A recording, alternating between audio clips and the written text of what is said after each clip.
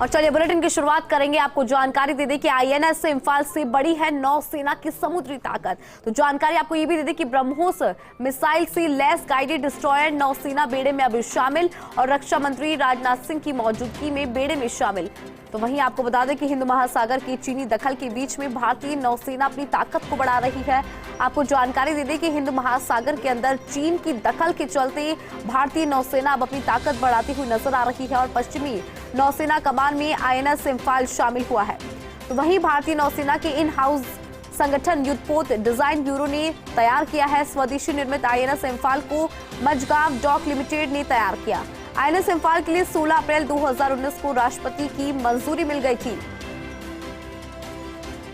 जब माननीय प्रधानमंत्री जी के साथ मैं नेवी के साथियों से मिला था, उस समय हमारे महाराष्ट्र के मुख्यमंत्री श्रीमान एकनाथ जी शिंदे भी मौजूद थे।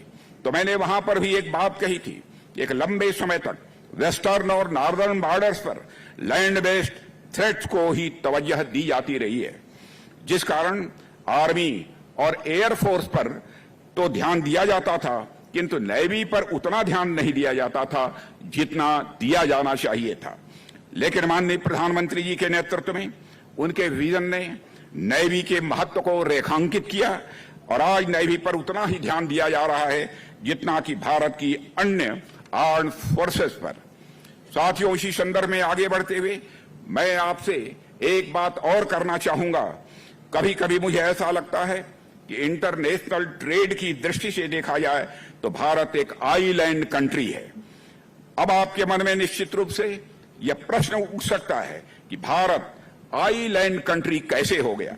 आप सब ज्योग्राफी के बारे में अच्छी तरह जानते हैं और ज्योग्राफी मुख्यतः दो प्रकार का होता है, एक तो फिजिकल ज्योग्राफी और दूसरा ह्यूमन ज्योग्राफी। फिजिकल ज्योग्राफी के अंतर्गत पहाड़, पठार, नदियां इत्यादि आते हैं तथा ह्यूमन ज्योग्राफी के अंतर मनुष्य का समाज और उसकी राजनीतिक तथा आर्थिक व्यवस्था आती है। फिजिकल ज्योग्राफी के अनुसार यदि आप देखें तो भारत के उत्तर में उसके लैंड बॉर्डर्स हैं, तो दक्षिण में समुद्र है।